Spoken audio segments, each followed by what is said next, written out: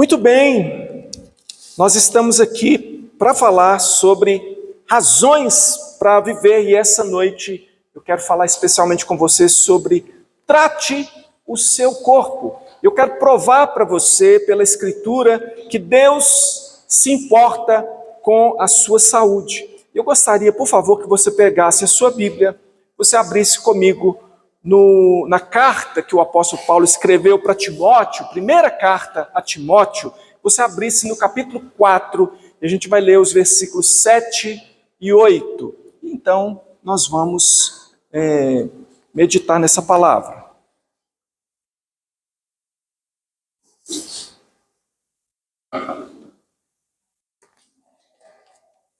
Primeira Timóteo 4, versículos 7 e 8, está escrito assim: exercita-te pessoalmente na piedade, pois o exercício físico para pouco é proveitoso, mas a piedade para tudo é proveitosa, porque tem a promessa da vida que agora é e da que há de ser.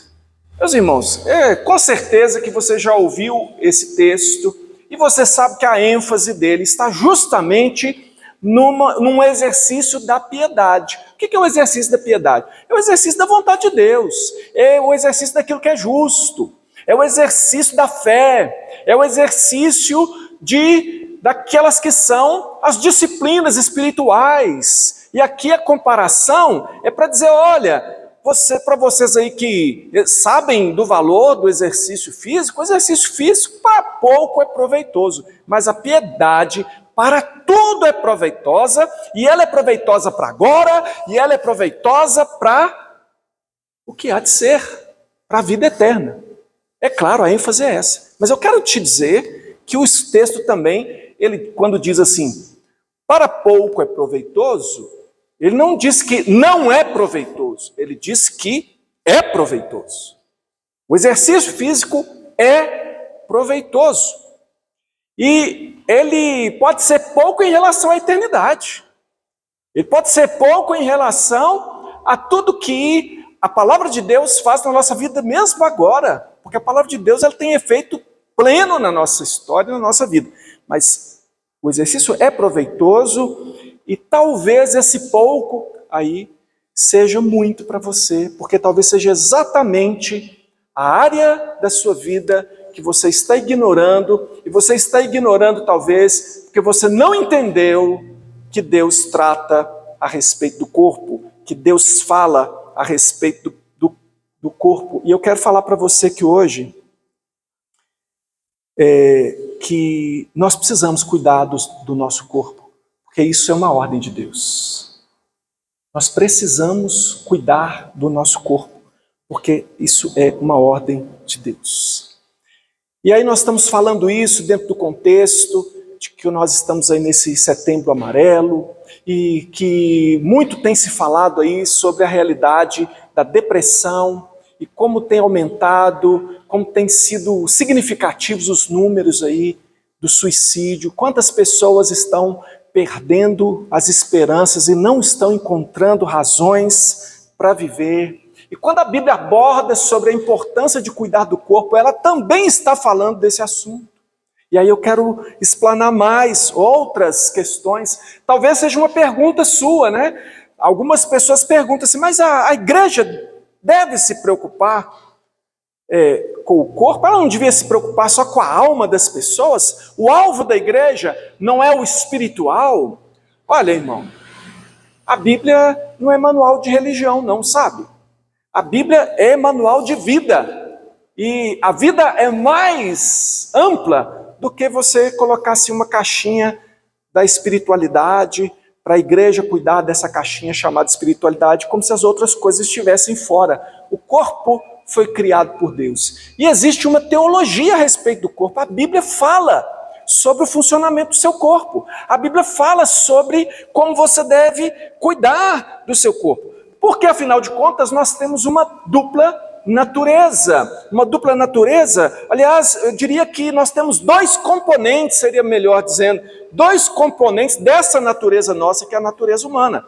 Dois componentes, e um componente é psique, um componente é alma, um componente é espiritual, um componente é imaterial, e o outro componente é soma, é corpo. É corpo. 1 Coríntios 15, 44 diz assim: semeia-se corpo natural, ressuscita corpo espiritual. Se há corpo natural, também há corpo espiritual. Irmão, quando diz assim, há corpo espiritual, quer dizer que há substância espiritual. Assim como há uma substância material, tangível, que você pode tocar e tudo, não quer dizer que aquilo que você não pode tocar, que não seja algo que exista e que tem substância. Não é uma substância corpórea, mas é substância. Então, há corpo espiritual e há corpo material. É o que a palavra de Deus está falando. Ela não diz assim, olha, esquece aí do corpo material, vamos falar só do corpo espiritual. Não, ela trata as duas dimensões como corpo.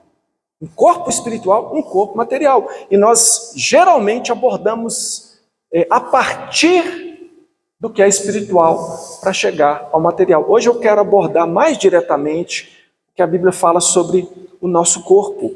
Essas duas substâncias, a substância material e aquela que é imaterial, elas foram criadas por Deus e elas interagem mutuamente. Há uma interação. Você não pode, nós precisamos parar de ignorar que nós somos o ser que nós somos, complexo como nós somos, corpo e alma. A gente precisa ver o todo. Olha, Provérbios 27, 19 diz assim: como na água o rosto corresponde ao rosto, assim o coração do homem ao homem. O que é você? Aí eu já olhando pelo lado de fora, eu vou observar você, os seus comportamentos e as suas expressões. Mas esse seu ser, esses seus comportamentos e expressões estão ligados a esse ser interior, a esse corpo espiritual. Mas você se expressa, e aqui, nesse versículo, ele está dizendo assim, há uma correspondência entre aquilo que está do lado de fora, aquilo que aparece ao exterior, com aquilo que está dentro. Então a própria Bíblia está fazendo uma ligação. Nós não podemos desconsiderar que essas duas coisas têm uma relação. E as duas substâncias, corpórea, material e também a espiritual, foram contaminadas pelo pecado. E as duas clamam por restauração. Não, pastor, a alma que clama por restauração. Quando Jesus voltar, ele vai nos levar e nós vamos habitar nas regiões celestiais, nós vamos ser seres espirituais e nós vamos ser imateriais. E então, se alguém tiver aí um celular que possa me emprestar aqui, trazer para perto de mim aqui, a lanterninha aí, porque a gente está filmando ali, vai ficar bem ruim, né? Mas eu vou parar de falar no microfone aqui. Obrigado, gente. E vamos improvisar aqui Não, vamos deixar assim. Vocês estão me vendo? Então tá bom. Obrigado, irmão. Vou ficar só com esses dois aqui. Vai ficar um pouco ruim aqui para mim, mas eu vou tentar manter a pose aqui, tá, irmãos? Então, essas duas áreas da sua vida, essas duas partes, esses dois componentes, elas foram contaminadas pelo pecado e elas clamam por restauração. Não eu estava descrevendo aqui alguém dizendo de repente, não, mas nós vamos ser seres espirituais e não vai precisar nada disso e tudo mais. Não é assim que a Bíblia diz. A Bíblia diz que nós teremos corpos. A Bíblia diz que nós teremos corpos. Então, na restauração, nós seremos pessoas que também terão corpos. E o corpo humano hoje clama por restauração. Se o seu corpo está sofrendo, ele está clamando por causa dos efeitos do pecado. Porque as doenças entraram por causa do pecado. Porque toda a desordem do ser humano procede do pecado, seja pela origem do pecado, que contaminou toda a raça humana, ou seja, pela ação direta na vida de alguém. Então, quando eu leio 1 Coríntios 6, 19 e 20, eu encontro lá o seguinte: acaso não sabeis que o vosso corpo é santuário do Espírito Santo que está em vós, o qual tendes da parte de Deus, e que não sois de vós mesmos, porque fostes comprados por preço. Agora, pois, glorificai a Deus no vosso corpo. Ora, nós fomos comprados por Deus para ser santuários de Deus e devemos glorificar a Deus no nosso corpo também. Quer dizer, que quando nós falamos de glorificar, nós estamos falando de como que Deus se manifesta. Glória de Deus significa manifestação de Deus. Deus, quando resolveu se manifestar aqui no planeta chamado planeta Terra, ele fez um homem. E ele fez o homem à sua imagem, conforme a sua semelhança. E Deus, então, se manifesta a sua imagem através do homem perfeito. Adão foi criado perfeito, mas caiu em pecado. E de forma que toda essa encrenca surgiu para nós. Se estamos aí não conseguindo expressar o caráter de Deus, a alegria de Deus, toda a graça que é ser semelhantes a Deus, ora, isso é por causa do pecado. Agora, Deus está nos chamando à restauração e a glorificar a Deus também no nosso corpo. Então o corpo conta, irmão. Então o corpo não é algo desprezível, não. Essa ideia de que o corpo é mau, olha, ela procede de uma filosofia que não é cristã. É a filosofia platônica. Lá entre os gregos, os platonistas, eles diziam o seguinte: olha, Deus é espírito. E é bom. Os homens são maus. Por quê? Não, os homens não são maus. O que é mau é o corpo. O espírito é bom, mas o corpo é ruim. Então, os platonistas, eles falavam dessa forma que...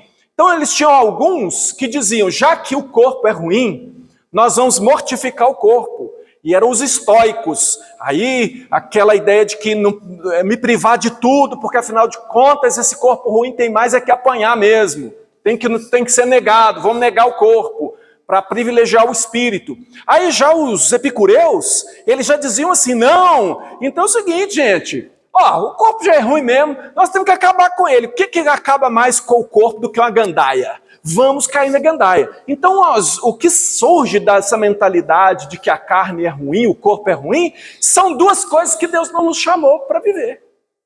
Nem a negação de tudo, não posso fazer nada, e nem é o faz tudo, porque não importa, vamos destruir o corpo para que depois o espírito possa prevalecer lá. O que a Bíblia fala, irmãos, presta atenção no texto bíblico. Gálatas 5, 17 e 18 diz assim, porque a carne milita contra o espírito e o espírito contra a carne. Se você percebeu, espírito aí está com E maiúsculo, não está com E minúsculo. Que espírito é esse aí, irmão? Espírito Santo. Então já começa por aí. A guerra não é do seu espírito humano com a sua carne humana, não. É a carne, nesse caso aqui, não é o corpo, mas é o ser humano, é o ser todo. É aquilo que é carnal. Veja, eu vou ler o texto todo. Porque a carne milita, ou seja, luta contra o espírito, e o espírito contra a carne, porque são opostos entre si, para que não façais o que porventura seja do vosso querer. Mas se sois guiados pelo espírito, espírito com E maiúsculo, não estáis sob a lei. Irmãos, aqui não é, então, a luta do seu espírito, da sua parte espiritual com a sua parte material, mas do seu ser caído contra o governo espiritual de Deus. Porque quando Deus governa o coração do homem, quando Deus está no governo do coração do homem, você vive em plenitude. Andai em espírito e jamais satisfareis as concupiscências da carne. Quando a promessa veio sobre a sua vida, aquela promessa do Espírito Santo, quando ela veio na sua vida, que converteu o seu coração, a partir daquele momento começa a haver o governo de Deus no seu coração, mas a rebeldia ainda está aí, querendo muitas vezes combater aquilo que é o do Espírito de Deus. Então essa guerra não é entre o seu espírito e a sua carne, mas é entre você, as suas vontades, os seus desejos, eventualmente rebeldes contra Deus, e o Espírito de Deus. E aí eu pergunto então para você, já que existe essa guerra pelo governo, eu pergunto para você refletir a respeito da sua vida. Quem é que governa o seu corpo? Você é do tipo, meu corpo, minhas regras? Meu corpo, minhas regras é uma frase que é muito usada por pessoas que apoiam o aborto. E aí já é até uma extrapolação, porque o corpo que vai ser eventualmente destruído nem é o da pessoa, mas é o da criança que vai ser destruído. Agora, essa ideia do meu corpo, minhas regras, muitas vezes é adotado pelo crente também. Porque ele acha que ele resolve a vida espiritual dele na igreja. Ele resolve a vida espiritual dele com a Bíblia, com a oração. Mas o corpo, ele pode fazer o que ele quiser. Porque o corpo, Deus não está interessado no corpo. E ele nem percebe que ele está vendido para uma ideia platonista. Ele não está vivendo a ideia, o pensamento de Deus. Ele não está raciocinando sobre quem ele é, do ponto de vista de que ele é um servo. Não está entendendo, por exemplo, o que diz 1 Coríntios 4, versículo 7. Olha o que diz lá, 1 Coríntios 4, 7. Diz assim: pois quem é que te faz sobressair? E que tens tu que não tenhas recebido? E se o recebeste, por que te vanglorias, como se não tiveras recebido? Ora, às vezes a gente lê isso aqui e pensa em dons espirituais, e pensa nas bênçãos espirituais, e pensa no conhecimento de Deus, e pensa em mil coisas, e você não pensa que o seu corpo é uma dádiva de Deus? E que, na verdade, o Senhor Deus é Senhor do seu corpo. Porque se nós devemos glorificar a Deus no nosso corpo, quer dizer que esse nosso aí não é uma propriedade particular minha, não. Pois se eu devo glória a Deus no meu corpo, quer dizer que o meu corpo pertence ao Senhor. Então o que eu faço com o meu corpo conta. O que eu faço com o meu corpo, eu sou administrador dos bens que eu recebi de Deus. E o corpo que eu recebi de Deus é um bem que eu recebi, um dom que eu recebi e que eu devo usar para a glória de Deus. Os céus, irmãos, os céus proclamam a glória de Deus. O firmamento anuncia as obras de suas mãos. Agora e o homem? E o corpo do homem? E o que você está fazendo com o seu corpo? Glorifica a Deus? Então, vamos ser práticos aqui para fechar essa primeira parte que eu estou falando sobre a teologia do corpo, para a gente poder chegar no sofrimento do corpo, para a gente chegar no sofrimento da depressão, para a gente chegar no sofrimento que é alguém que chega num beco sem saída, no qual a morte parece mais agradável, parece melhor do que a vida. Que coisa é essa? E só quem já esteve à beira disso, quem já conviveu com esse desejo de morte, sabe do que se trata. Porque a maioria das pessoas do mundo, normalmente, defenderiam a vida até o fim. Fariam de tudo para salvar a própria vida. Mas em um momento, talvez para você chegou a essa conclusão, chegou a essa tentação, pelo menos, de que se você estivesse morto, seria melhor. Ora, irmãos, para fechar essa parte aqui sobre o corpo, e para você entender por que eu começo falando disso, para entrar no outro assunto, é o seguinte, vamos ser práticos, tá? Se o corpo não é seu, as regras não são suas. Se o corpo não é seu, você precisa olhar o que a Bíblia diz. Então, por exemplo, Deus diz para você se alimentar bem, não é? Eu não vou ficar aqui tecendo a citar versículos para provar, porque eu creio que é bem simples de entender que Deus criou os alimentos. Quando Ele criou o homem, Ele criou também bons alimentos e ofereceu para ele desde o Jardim do Éden. Ora, Deus é um Deus que fez o homem para se alimentar e que produziu bons alimentos para o homem. Você pode e deve se alimentar, e deve se alimentar bem, mas glutonaria é pecado. Então, a glutonaria é o abuso. Eu posso usar ou abusar. O uso é bom, deve ser realizado. O abuso, existe um motivo para glutonaria. Porque a glutonaria, o alimento funciona talvez para você em algum momento como um ídolo de satisfação e de prazer. Porque aquilo que eu como para satisfazer o meu corpo, aquilo que eu como que é para minha alimentação, para minha satisfação, é bênção. Agora, aquilo que eu como, porque eu não consigo parar, e eu tenho que continuar comendo pelo prazer que a comida dá, porque a comida dá o prazer. É talvez que o alimento está se tornando um ídolo de satisfação e prazer. Eu consigo me dar prazer quando eu faço e como a minha comida, o quanto eu quero, até o ponto de que isso começa a destruir a minha saúde, mas meu corpo, minhas regras. Então, não, você sabe que não é. Então é por isso que a Bíblia vai dizer que a glutonaria é pecado. A Bíblia diz, por exemplo, que é para descansar. Olha, logo na criação, Deus fez o homem no sexto dia, né? No sétimo dia, botou ele para descansar. O Senhor Jesus foi criticado porque no sábado os seus discípulos estavam lá quebrando espigas para comer, que eles estavam com fome. E ele disse para as pessoas que o repreendiam, disse: o homem não foi feito por causa do sábado, mas o sábado por causa do homem. Então, a guarda cerimonial do sábado não é aquilo que faz você cumprir o princípio da palavra de Deus. O fundamento da palavra de Deus é descanso, sim. É o descanso. O descanso vem de Deus. Deus fez o sábado por causa do homem, porque o homem precisa de descanso. Agora, o abuso disso é a preguiça. Preguiça é pecado. Quando você vive em função de descansar, quando você não quer realizar nada na sua vida, você idolatra o prazer de não fazer nada. Não é de não fazer nada, é de fazer só o que te agrada, porque às vezes você até se cansa de se divertir. Há pessoas que sonham que vão se aposentar e vão passar 24 horas por dia se divertindo. Vai dormir para descansar e para acordar cedo para ficar mais tempo à toa. Não, eu quero acordar cedo porque eu quero ficar mais tempo à toa.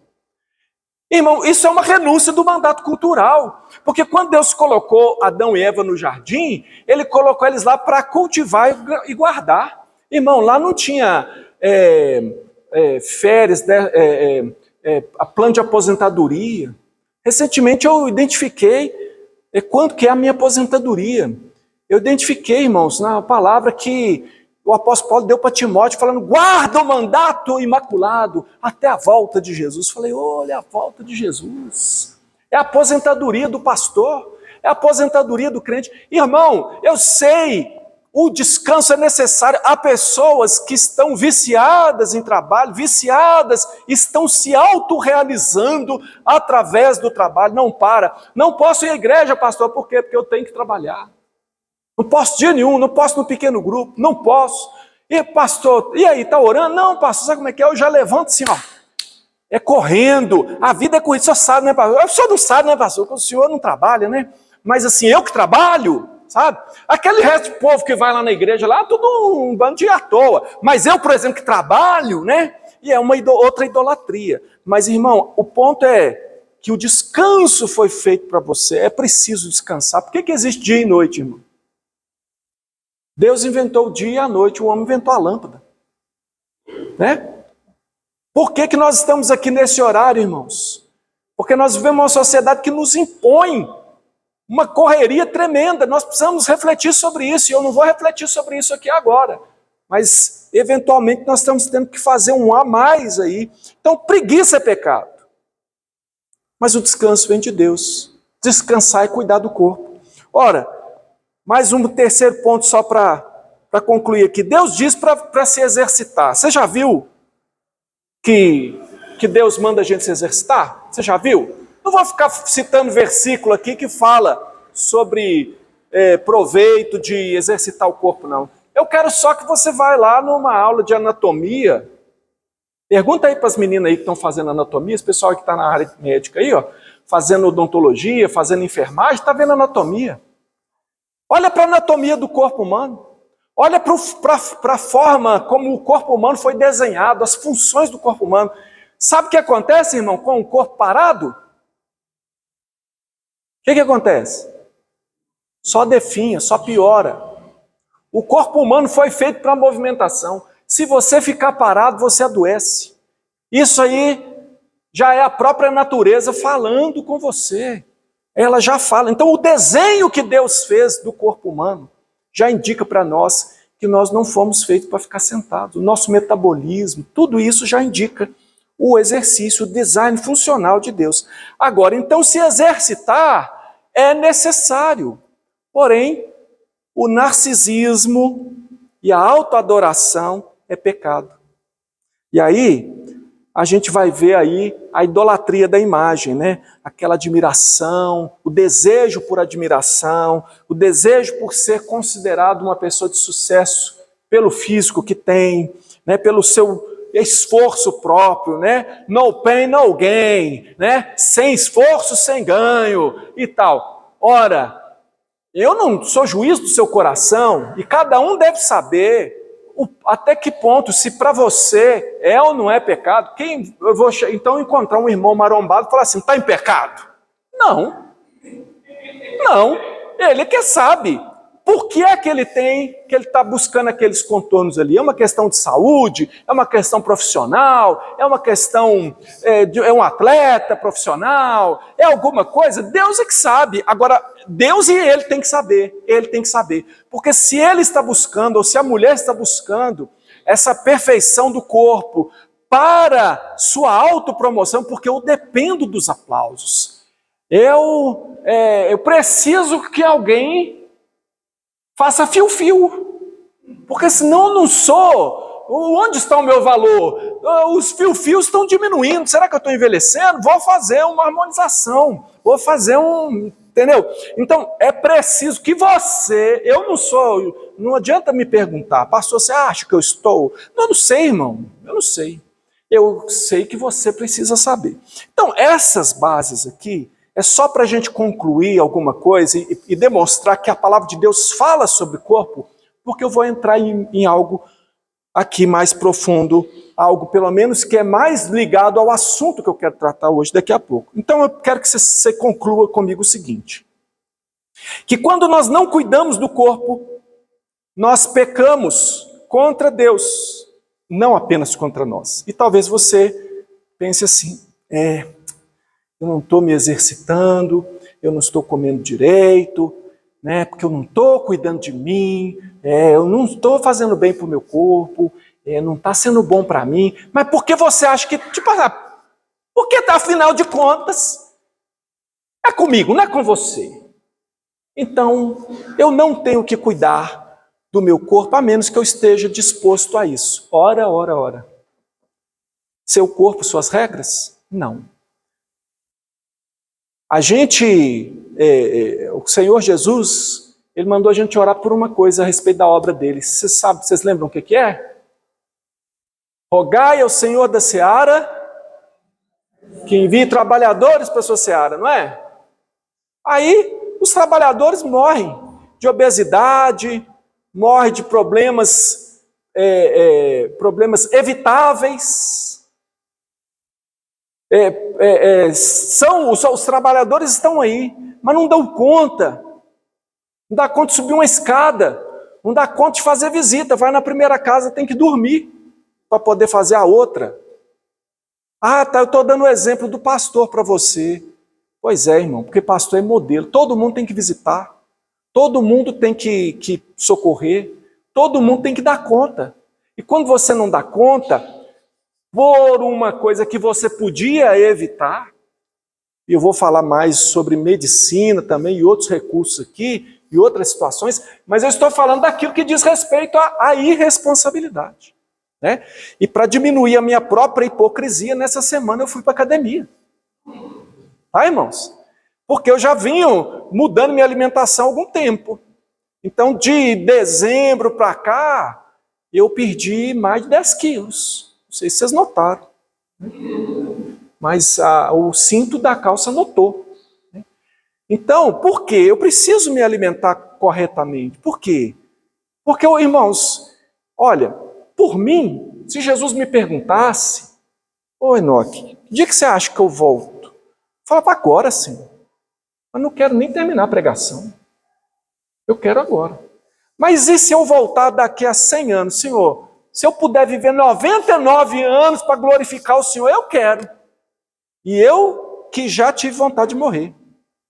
Depois eu falo para vocês quando. Mas agora, irmão, eu quero viver. O diabo veio para roubar, matar e destruir. Se o diabo quer matar, eu quero viver, irmão.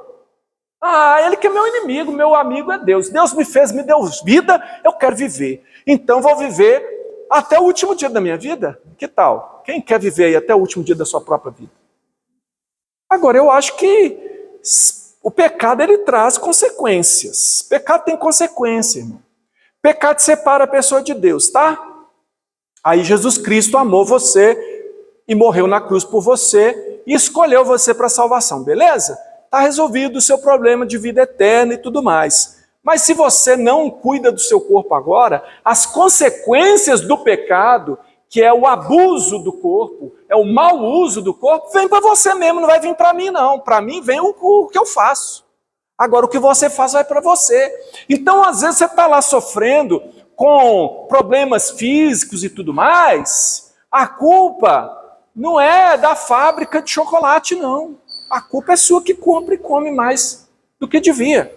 Como diz um pastor amigo meu, posso citar o nome dele aqui que vocês o conhecem, e citar inclusive o testemunho dele, que é o pastor Joel, que é o presidente do nosso presbitério, que pesou 100 e cacetada de peso lá, e foi um homem deprimido, sem vontade de viver.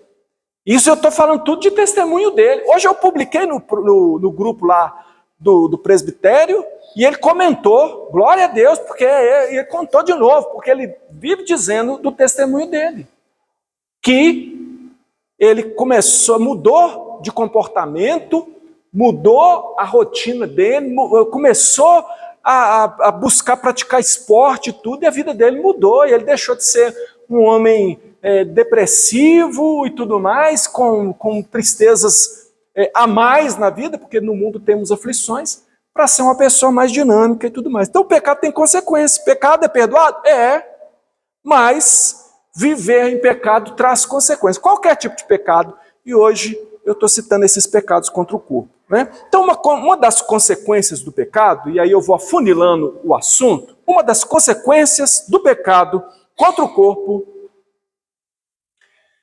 é a depressão. Esse é um dos fatores da depressão. Não é o único, mas é um dos fatores. E aí nós estamos falando aqui razões para viver, e a depressão é um os pecados contra o corpo, as consequências desse pecado são uma das razões da depressão, essa tristeza, que às vezes é uma tristeza que vem do corpo. Meu irmão, depressão, e eu estou aqui agora, vou fazer uma ressalva importante para você, porque essa palavra foi banalizada. O que é banalizado? Banalizado é aquilo que você usa de qualquer maneira. Essa palavra está sendo usada de qualquer maneira, não devia ser usada de qualquer maneira. Eu estou usando essa palavra aqui, mas eu quero já colocar aqui para você que depressão é um diagnóstico médico.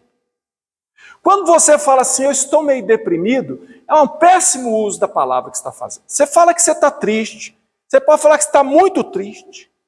Pode ser que você esteja deprimido, mas quando você diz, eu estou deprimido, eu sou depressivo, eu tenho depressão, você está se autodiagnosticando. E quem faz esse diagnóstico é somente um médico. E você talvez pode estar exagerando.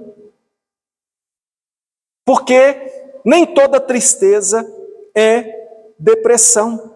A Bíblia fala de tristeza, ela não usa o termo depressão, ela fala de tristeza, ela fala de angústia, ela descreve a angústia de tal forma que algumas pessoas diriam, olha, quando a Bíblia está falando isso aqui, ela está tratando a respeito de depressão. Mas não dá para a gente afirmar isso dessa maneira, porque simplesmente essa é uma palavra muito nova. Quando a Escritura foi escrita, não existia essa palavra ainda. Então, vamos guardar aí uma certa distância para a gente não falar besteira, tá bom? Outra coisa, eu disse que é um diagnóstico médico, e talvez alguém aqui dentro hoje seja alguém que foi diagnosticado com depressão.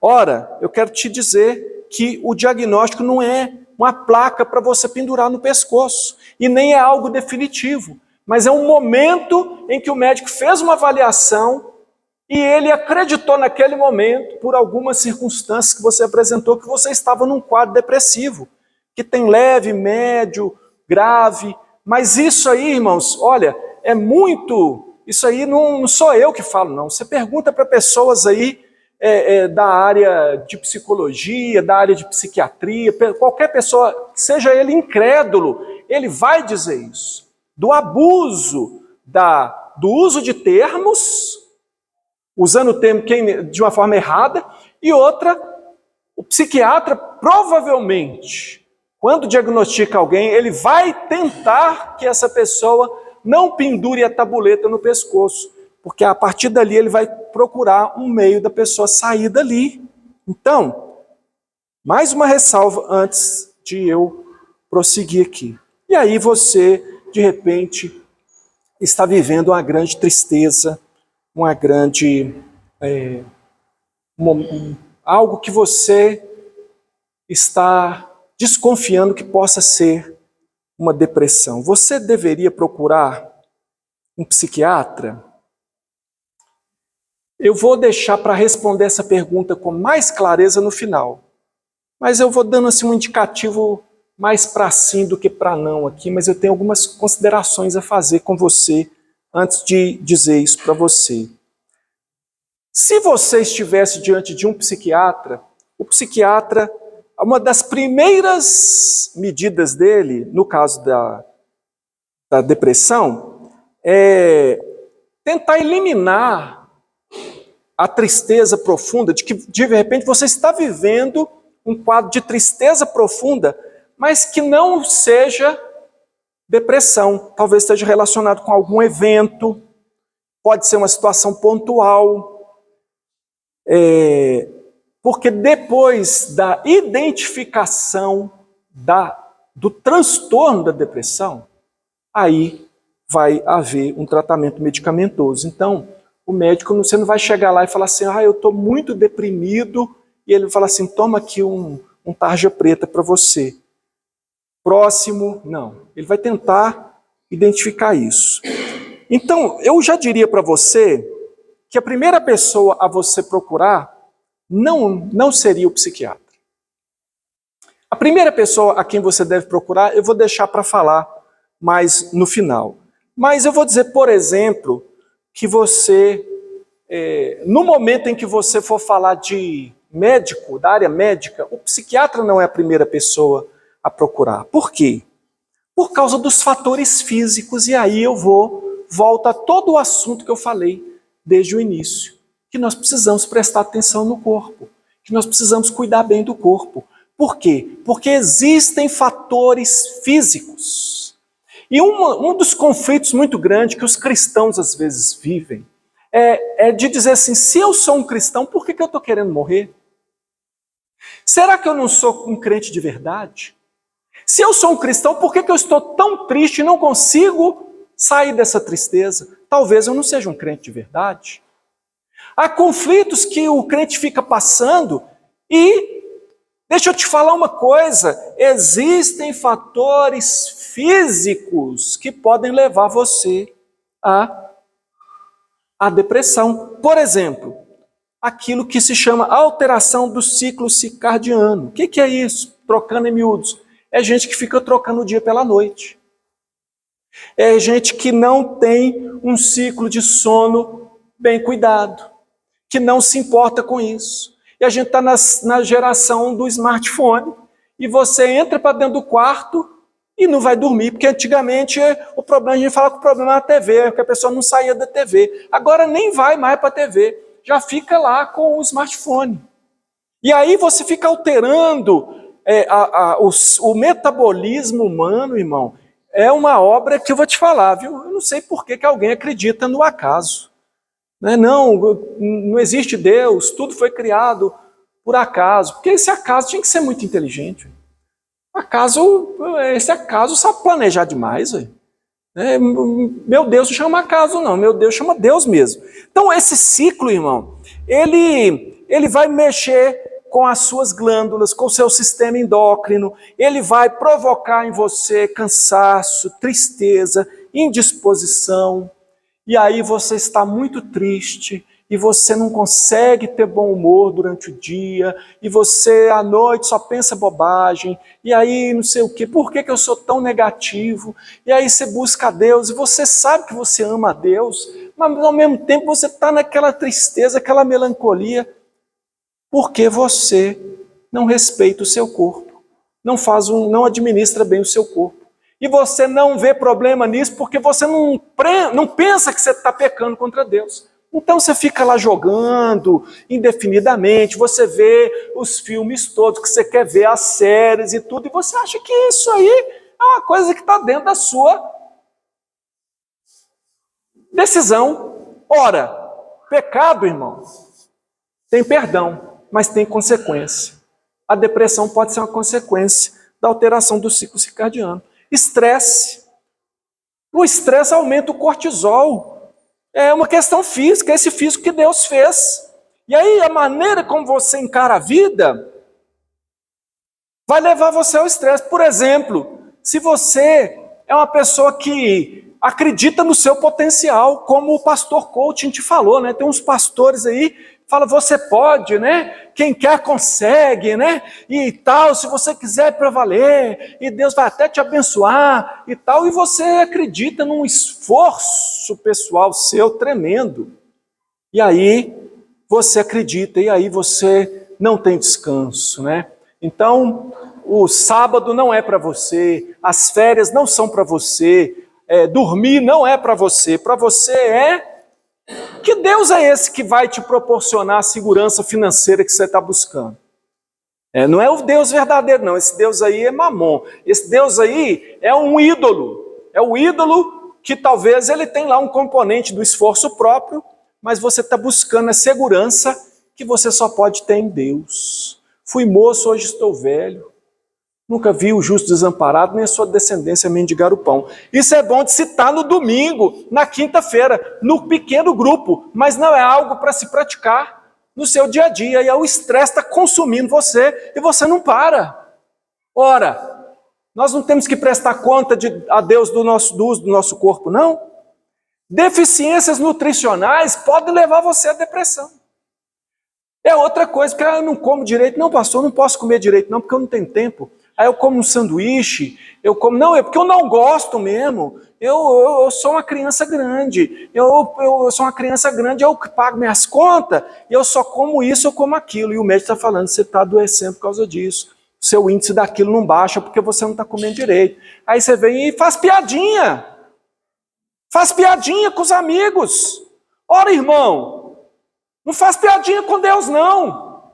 Porque na hora que você cair para trás e deixar sua família desassistida aí, não é porque Deus levou, não. É porque você foi um pecador que não cuidou do seu corpo. Isso vale muito para nós homens, mais do que para as mulheres, porque estatisticamente as mulheres cuidam melhor da saúde do que os homens, procuram mais o médico, né? E aí eu estou falando aqui, irmão, tem uma boca e 2 ouvidos aqui, tá? Eu também estou escutando o que eu estou falando. Isso é para mim também. Mas déficit nutricional, falta de zinco, falta de vitamina D, de C, de selênio, de magnésio, ferro, ômega 3. Irmãos, tudo aqui eu busquei de informação médica. Essas faltas aqui podem estar relacionadas à depressão. E aí, a gente está aí, de crise em crise. Inatividade física, sedentarismo, obesidade, né? E aí é tudo uma questão de mordomia do corpo. Apesar de que a obesidade, ela não tem como fator somente alimentação e sedentarismo. Há pessoas que têm disfunção e têm severas dificuldades, pessoas que comem pouco, se exercitam, não conseguem perder peso e precisam de um tratamento médico. Irmãos, isso aí é da queda, é do problema do pecado. Aí já entra por que tem doenças no mundo. Então a obesidade como doença e algo que precisa ser enfrentado, ela não é necessariamente culpa do obeso. Ele está obeso porque ele come demais. Não necessariamente. Às vezes é. E cada um que saiba de si. E que não seja você ou eu para apontar para A ou para B. Mas cada um precisa pensar, eu estou me alimentando adequadamente? Será que eu não estou descontando as minhas frustrações no doce? Será que eu não estou descontando as minhas frustrações na comida? Por quê? Porque, irmão, olha, presta atenção, aprende isso aqui comigo. O pecado ganha terreno na sua vida quando ele consegue convencer você de que você merece um pouco mais. É nesse momento que o pecado vai entrar na sua vida. O sujeito, ele trabalha para morrer. Trabalha para morrer está errado, né? Ele trabalha para morrer e tal. Aí tal, não tem tempo para nada, se envolve com tudo, não sabe dizer não. Ele tem todos os cargos na igreja, porque as pessoas pecam servindo a Deus também na igreja, viu? Pastor, presbítero, líder de tudo quanto há, enche de coisas. E aí, talvez porque queira, ele não quer admitir, mas talvez ele queira assim, né? Os aplausos. Puxa, o irmão é uma bênção.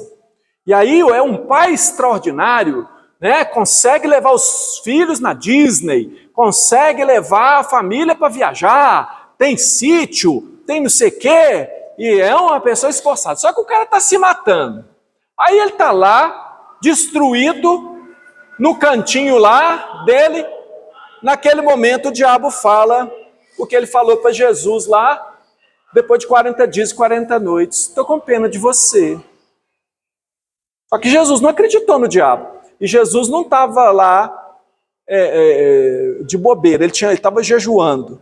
Agora a gente vai lá e rebenta de trabalhar, rebenta de estudar, rebenta de tudo quanto há, quebra.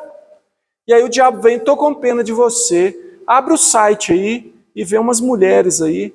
Aí você fala, aí você não tem defesa. Aí fala, não, você está aqui no rodízio, já pagou? Come aí.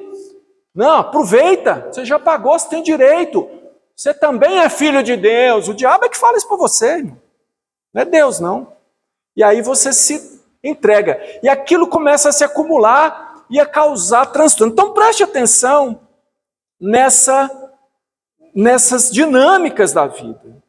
Aí ao não cuidar do corpo, você se aproxima mais e mais da morte, não é? Acontecimentos difíceis podem provocar tristeza intensa e desencadear uma depressão. Então, eventos difíceis causarão tristeza, irmão. É normal.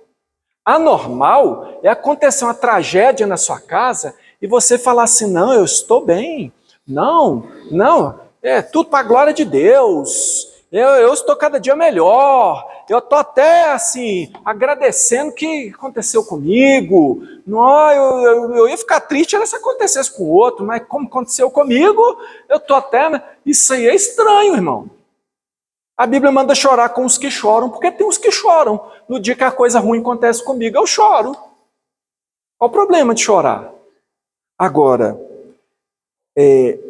às vezes, esse evento, ele pode provocar, quer dizer, você chegou já, aquilo te empurrou para uma beirada, onde outras coisas, e aí se você já não estava muito bem de saúde, E aí, se você já é uma pessoa estressada, e aí, se você já tem outros fatores que você não alimenta bem, e aí, se você já é uma pessoa sedentária, e aí, se vai outras coisas, mas às vezes o evento potencializa e você vai cair no quadro clínico diagnosticado por um psiquiatra que se chame depressão.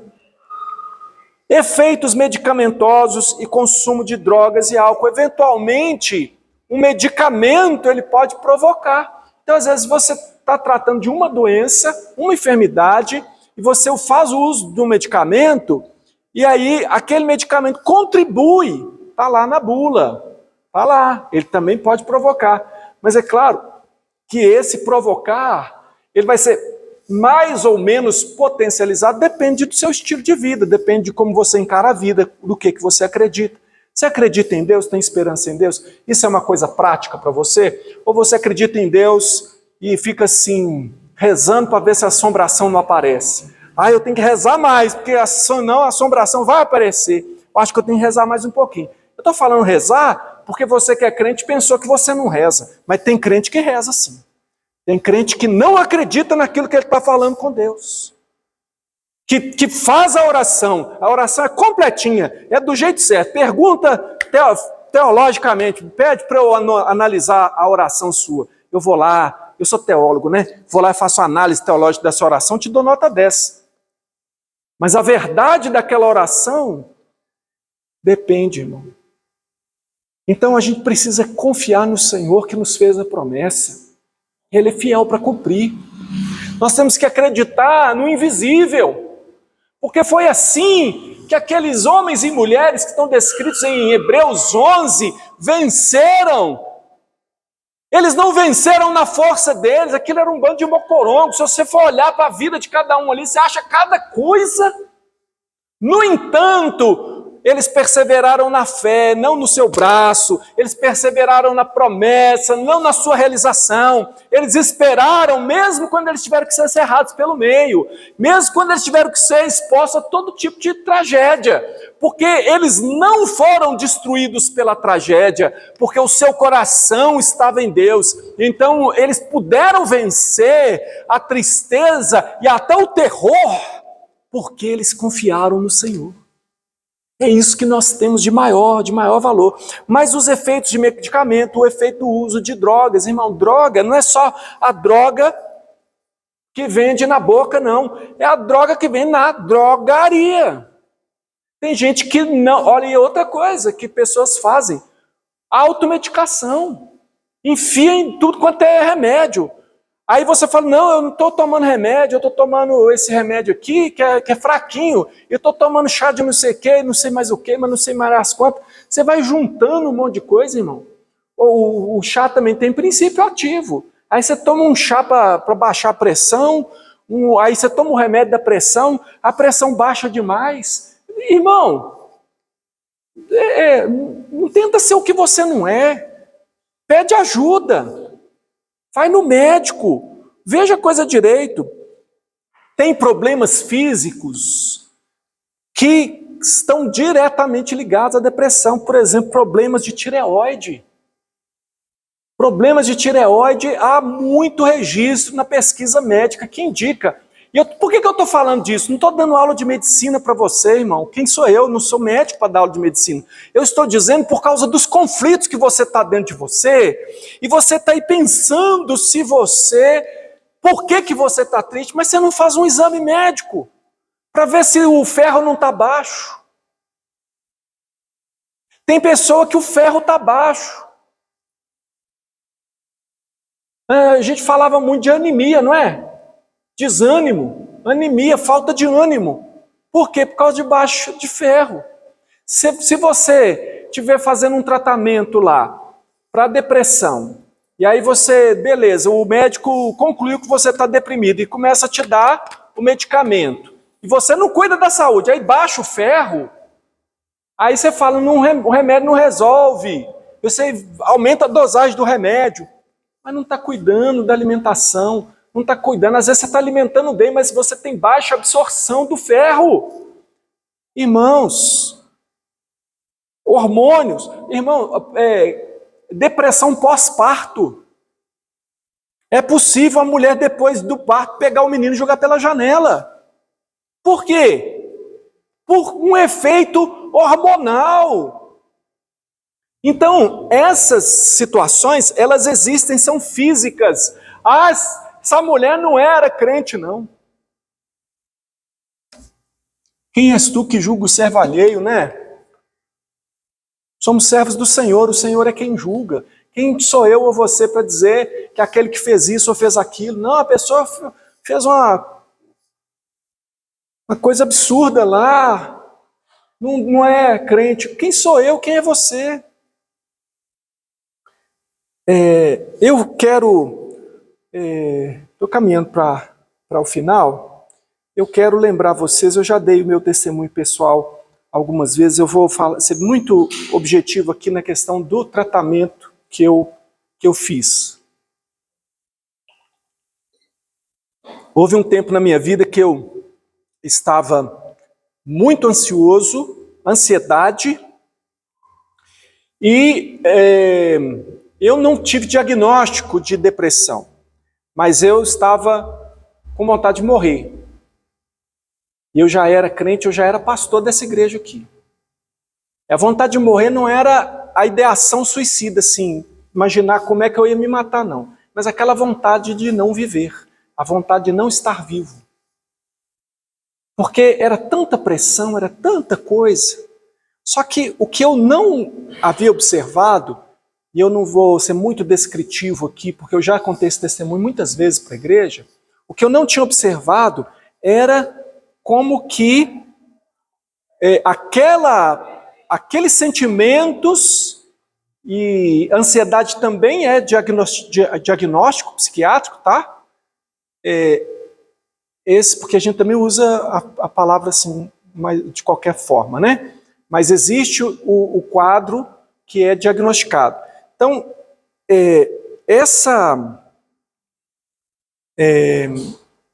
veja como que eu descobri. Eu estava com um problema gástrico, porque não dava para ignorar que toda terça-feira eu tinha um desarranjo, um problema gástrico, uma azia. Eu passava um dia terrível por efeito desse problema gástrico. Uma coisa que eu achava interessante, que tinha dia certo, né? A terça-feira. Por que será, né? Dor de estômago com data marcada? Não que não doesse outro dia, mas a terça-feira era o dia que eu já ia chegando na terça, eu falava, dia de passar mal.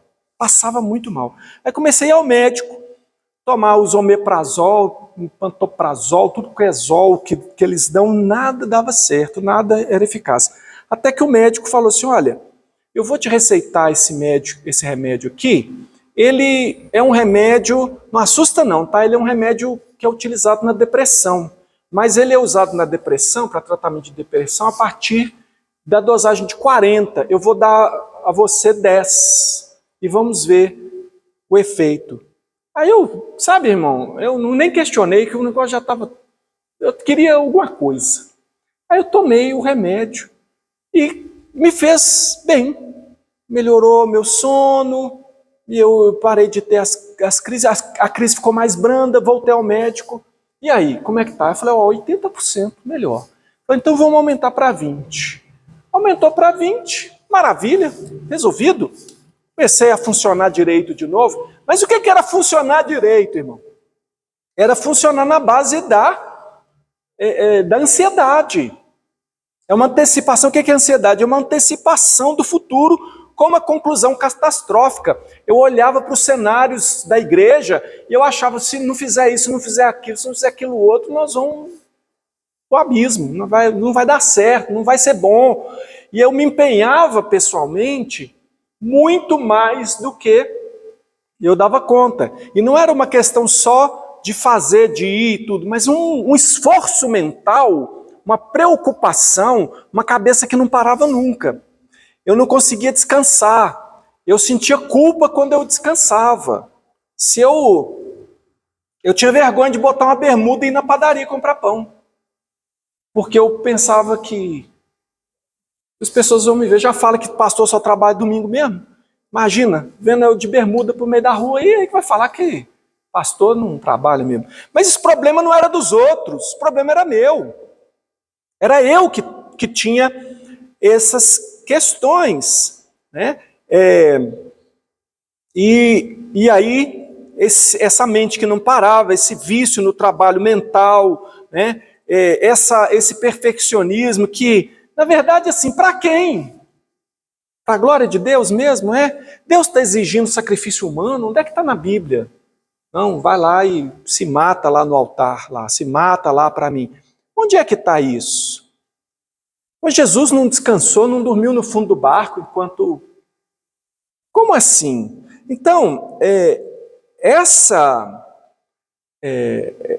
você entender que tem uma coisa errada na sua vida, que você não está vivendo pela fé, que você às vezes está se esforçando, até em coisas boas, mas que está fazendo isso de uma maneira equivocada. E Deus ali, né, cuidando, e Deus ali sendo misericordioso. Mas o resultado do pecado vinha. Agora, aí eu veja que por um tempo também, eu comecei a fazer exercício físico. E aí eu comecei a brincar o seguinte, porque, por exemplo, eu fazia caminhada, eu não conseguia aliviar o estresse. Mas eu corria, quando eu corria, eu conseguia aliviar. Aí eu falava assim, o estresse é lento. Né? Se eu caminhar, ele me pega, mas se eu correr, ele fica para trás. Acontece que o exercício físico ajuda a aliviar o estresse, irmão. Você pode perguntar a qualquer médico, qualquer pessoa da área de saúde, ele vai te falar, o exercício físico está aí na mídia, todo mundo já concluiu que vai ajudar. Mas o exercício físico não trata a raiz do problema. Eu falo para você está estressado, vai correr, vai se exercitar, vai ter efeito, vai atuar sobre problemas, às vezes, orgânicos seu, vai ajudar você a melhorar seu metabolismo. Se for uma questão só física, você vai ficar bom. No meu caso, a situação não era só um problema físico, era um problema mais profundo. Então, o que o exercício pode fazer? Ele pode te ajudar. O que a medicina pode fazer? Ela pode te ajudar. O medicamento me ajudou, porque eu estava ruim demais, irmão, estava querendo morrer. Me ajudou, mas não foi essa ajuda que solucionou o problema. Até que, eu penso que se eu permanecesse ali apenas fazendo uso do medicamento, talvez eu ia ter que ficar aumentando a dosagem. Porque é sabido que a medicação ela tem uma janela de funcionamento, irmão. Isso aí, essa aula eu tive com um médico. Olha, os medicamentos eles têm uma janela. Por que fala janela? Porque é um tempo de oportunidade. Você está em crise, precisar do medicamento, não se sinta pecador de usar medicamento, não, irmão. Toma o medicamento, desde que é receitado pelo médico. Agora, saiba que aquilo ali é uma janela para você se reequilibrar e encontrar a verdadeira fonte do problema. Se você não for encontrar a verdadeira fonte do problema, o barco vai afundar de novo, a água vai continuar entrando, e esse medicamento vai deixar de ter o efeito dele. Então, a medicina pode te ajudar? Pode. O exercício físico pode te ajudar? Pode te ajudar. A psicologia pode te ajudar? Pode te ajudar. E eu vou fazer uma qualificação aqui da ajuda psicológica. Eu chamo a ajuda da psicologia de contenção de danos. Ela pode te ajudar. Veja bem, a psicologia, e aí eu sei que ao fazer o uso do termo assim, a psicologia, isso é uma generalização.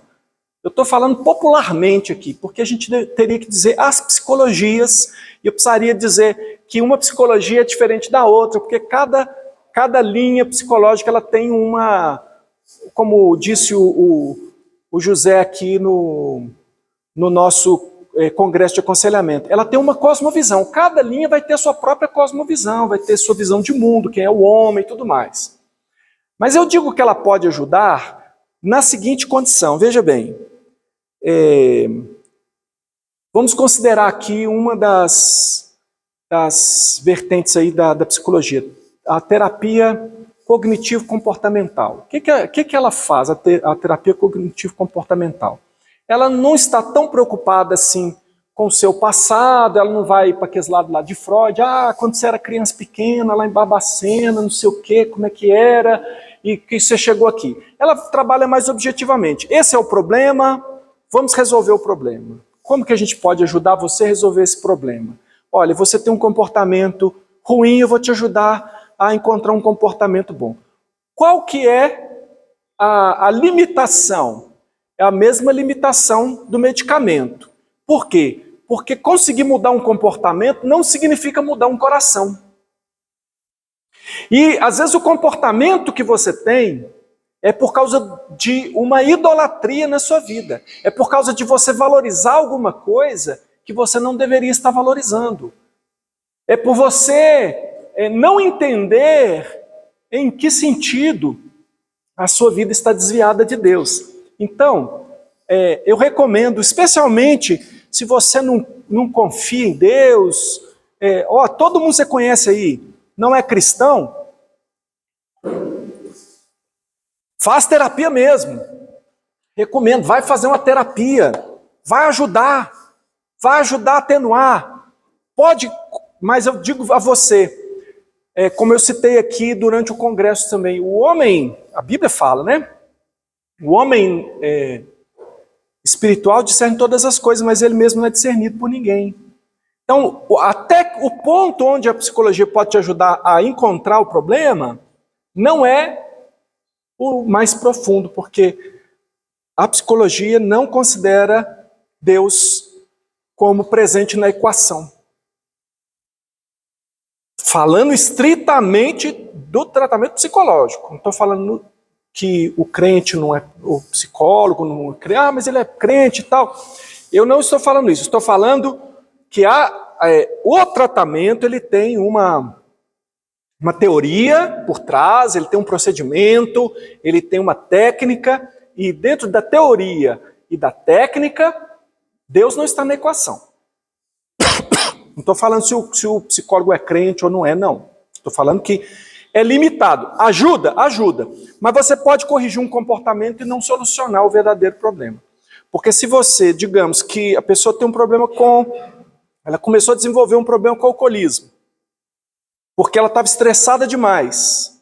Porque ela estava trabalhando demais. E aí ela começou a beber no happy hour só para relaxar e agora ela não ficou viciado. Mas ele é membro da igreja, não pode contar para o pastor que ele tem um problema com a bebida. Porque ele acha que o pastor vai desqualificar ele, vai expulsar ele da igreja. Ou então que a imagem dele vai ficar arranhada. Porque, e agora? Eu não posso, a igreja não pode saber que eu estou bebendo mais e eu não tenho mais controle sobre a bebida. Aí ele vai lá e faz uma terapia lá e consegue trocar, parar de beber e começa a praticar lá um esporte e um exercício lá. E o sujeito fica bem fisicamente e tudo mais. Mas às vezes ele não resolveu o problema da idolatria que ele tem com o trabalho, que faz ele trabalhar mais do que devia, não resolveu, e ele trocou um ídolo por outro. O problema profundo não está resolvido. Então, o que eu quero dizer para você é que o exercício pode ajudar, a medicina pode ajudar, a psicologia pode ajudar, mas a visão bíblica é que vai chegar ao verdadeiro problema. Então, o ser humano, irmãos, ele é corpo e alma. Foi criado por Deus, caiu em pecado, corpo e alma adoecem. A ajuda, você quer sair disso, você vai encontrar ajuda. Ela envolve primeiro que você reconheça e que você tome a iniciativa do que você precisa fazer. E eu estou aqui não dizendo que a iniciativa primária seja sua, porque Deus está agindo para que você chegue a essa conclusão, mas você precisa se mover. E essa ajuda que você precisa para sair da depressão ou de algum outro transtorno, alguma outra situação, ela pode envolver a medicina? Provavelmente vai envolver. Você precisa fazer exames, tem que ir no médico, irmão. Irmão, vai no posto de saúde, para de ficar falando que não adianta, porque o SUS é uma porcaria, porque não sei o quê. Lembra da pregação sobre contentamento aqui? vai atrás. A minha história de acompanhar pessoas no SUS não é uma história horrorosa, não. É uma história de eu assim, agradecer a Deus porque a gente tem um serviço de saúde que atende. E eu vou dizer para você, eu tenho plano de saúde e não está essa maravilha, não. Então, às vezes você está achando, eu sou um pobrezinho coitado, não tenho plano de saúde e tal, e o SUS não vale nada. Olha, tem coisa no SUS que é melhor do que em plano de saúde, viu? Então, ao invés de você ficar aí, que às vezes é parte até desse sentimento depressivo aí, de tristeza, de você não querer sair do lugar, vai atrás de melhorar a sua saúde. Talvez você vai tomar um suplemento lá, vai tomar umas injeções de B12, vai melhorar o ferro e algumas coisas. Você vai olhar a vida de outra forma e falar, gente, então eu lá com as crises, eu era crente mesmo, e a verdade é que eu não estava era com falta de ferro. Entendeu, irmão? Não, eu fiz os exames, descobri que eu preciso cuidar, eu tenho um problema de tireoide, eu tenho que cuidar. E outra, eu tenho que reconhecer que essa tristeza que eventualmente vem na minha vida não é porque eu não sou crente ou porque eu não creio em Deus, é uma coisa física. Eu não sou culpado de estar gripado, compreende, irmão? Eu estou doente, estou gripado, vou pedir perdão, Senhor, me perdoa pelo vírus que me acometeu. Entendeu? Eu tenho câncer, Senhor, me perdoa porque eu estou com câncer. Não. Você, eventualmente, pode estar doente, procure ajuda. Medicina, sim. Psiquiatria, talvez, porque se você vai ao médico, o próprio médico já vai, pelo seu relato, ver se você precisa ir ao psiquiatra ou não. Talvez. Mas se for preciso, para com essa mística aí, essa coisa. Tem gente, irmão, que acha que psiquiatra é médico de doido. Psiquiatra, se eu procurar ele, já é uma derrota. Então, o medo de ter um diagnóstico leva pessoas a não procurar o psiquiatra. Ô, meu colega, o diagnóstico é o começo de você fazer o tratamento. E para com essa bobagem. Vamos parar com essa bobagem. Medicina é graça comum, irmão. É graça que está aí para todos nós. O médico não tem que ser crente, não. Ele tem que estudar, ser um bom aluno de medicina. Tem que estudar direito, saber o que ele está fazendo. Psicologia, talvez. Você conhece as minhas ressalvas aqui. Mas não recrimino ninguém que procura, não. Agora, pense se você não vai fazer um paliativo, se não vai conter uns danos aqui e não vai resolver o verdadeiro problema.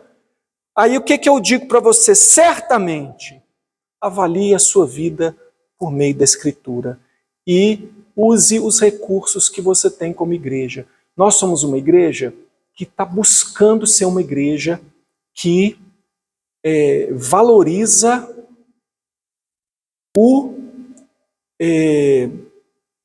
a cultura de aconselhamento. Aconselhai-vos uns aos outros.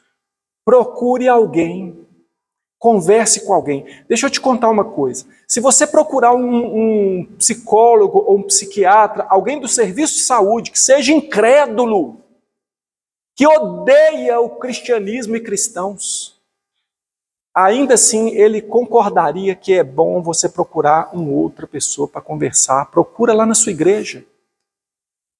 Um ateu psiquiatra não hesitaria em dizer: você é um cristão? Sou. Lá na sua igreja não tem ninguém para você conversar, não? Eles vão falar isso porque você não vai... O tratamento psiquiátrico é eventual. Você vai ver lá uma vez no mês, outra vez lá no mês que vem, talvez.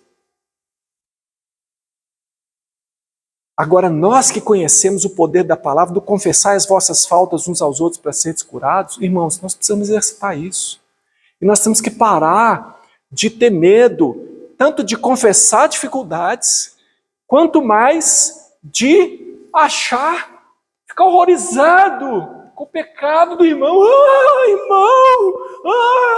Pastor, socorro, o irmão confessou um pecado para mim. Irmão, Para com isso. Seja maduro. A graça de Cristo, irmão. E Cristo salvou até o ladrão na cruz lá. Cristo opera na igreja. Todo mundo aqui está precisando de salvação. Quem aqui que já se salva sozinho aí? Todos nós precisamos, então vamos parar com isso. Vamos ajudar uns aos outros. Algumas coisas você consegue ajudar. Outras coisas, se for difícil para você, procura outras pessoas mais maduras. Você tem os presbíteros da igreja, você tem os pastores da igreja. Você tem conselheiros aqui, conselheiras bons aqui dentro dessa igreja. Nós estamos trabalhando para melhorar isso. Mas pode ter certeza que o caminho bíblico é esse. E procure. E se você está em dúvida, procurar, eu vou te ajudar. Se você me procurar, eu vou te ajudar. Fala, pastor, eu não sei se eu devo procurar um médico, um psiquiatra e tudo. Você está meio confuso? Me procura, irmão. Eu te ajudo. Me procura. Eu vou te ajudar. Não sou médico e não você, mas eu te acompanho. Eu tenho costume de fazer isso. E outros irmãos na igreja aqui também têm. Se eu colocar um irmão com você aqui, ó, vou colocar essa pessoa aqui para te acompanhar, é gente que eu confio, que eu sei que tem condição de te ajudar. Então, a igreja, Deus planejou a igreja para ser uma rede de apoio. Você não precisa ficar sozinho. Ao menos alguém para chorar com você, você tem.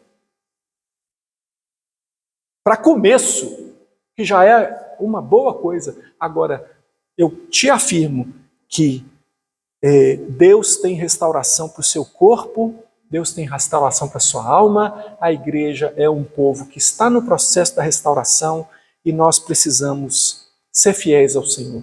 Então, aquilo que você hoje tomou aí, às vezes você vai sair daqui, não, o pastor estava pegando pesado, falou uns negócios e tal. Irmão, põe em prática na sua vida, põe em prática. É pesado para você, é pesado para mim, igual eu falei para você, para ajudar a combater minha hipocrisia. Entrei para a academia de novo essa semana. Às vezes, quantos irmãos aqui nessa igreja me abordaram e perguntaram, pastor, o senhor está fazendo exercício? Estou não, irmão. Passava meses, ele chegava e falava, e aí, pastor, já está fazendo exercício? Estou não. Eu comprei uma bicicleta, irmão, já terminei de pagar 12 prestações da bicicleta, a bicicleta nunca saiu de casa. Está lá. Está escandalizado, irmão? Posso confessar para você que às vezes eu planejo as coisas e não faço? Mas eu quero fazer. E eu estou me esforçando por fazer. Eu posso não estar fazendo tudo, mas eu estou fazendo alguma coisa. Mudei minha alimentação, estou lá na academia e estou aqui pregando para você e ouvindo também. Vamos melhorar, irmãos? Amém? Vocês estão aí? Eu não estou vendo vocês não. Vocês estão aí mesmo? Então vamos melhorar para a glória de Deus, amém? Vamos usar o nosso corpo para santificar Cristo como Senhor aí no nosso corpo também? Amém? Graças a Deus. Fica de pé aí no seu lugar. Vamos orar. Há razões para viver e essas razões vêm de Deus. Vamos fechar os olhos e orar. Senhor Deus, nós te agradecemos, te louvamos. Obrigado porque o Senhor nos ensina como povo do Senhor. Obrigado, Senhor Deus, pelas oportunidades que nós temos, primeiramente com os nossos irmãos em Cristo, que são a família da fé, que é gente que está sendo salva, é gente que é pecador em transformação, cuidando de pecador em transformação. Não estamos aqui para incentivar os pecados, nem para passar a mão em cima da cabeça de pecado, mas estamos aqui para ajudar um ao outro a levantar e a sair dos lugares de morte e entrar para os lugares de vida. Obrigado pela obra que o Senhor fez na minha vida. Quando eu achei que eu estava aqui para ajudar os outros, o Senhor mostrou o teu carinho, o teu amor para comigo, e o Senhor me salvou de dias terríveis. Também, ó Deus, eu sei que o Senhor está salvando pessoas aqui nesse lugar, tantas pessoas, ó Deus, dá a eles paz, alegria no Senhor.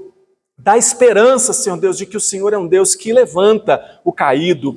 Abençoa, Senhor, e ajuda-nos a sermos fiéis ao Senhor, quanto ao nosso corpo e quanto à nossa alma. Nós pedimos ao Senhor a tua bênção. E assim, Deus, eu peço que o Senhor abençoe o teu povo, que a graça do Senhor Jesus, o amor de Deus, o nosso Pai, e a comunhão do Espírito do Senhor seja com todos nós, agora e sempre. Amém. Amém. Deus abençoe você. No nome de Jesus. Vamos com Deus.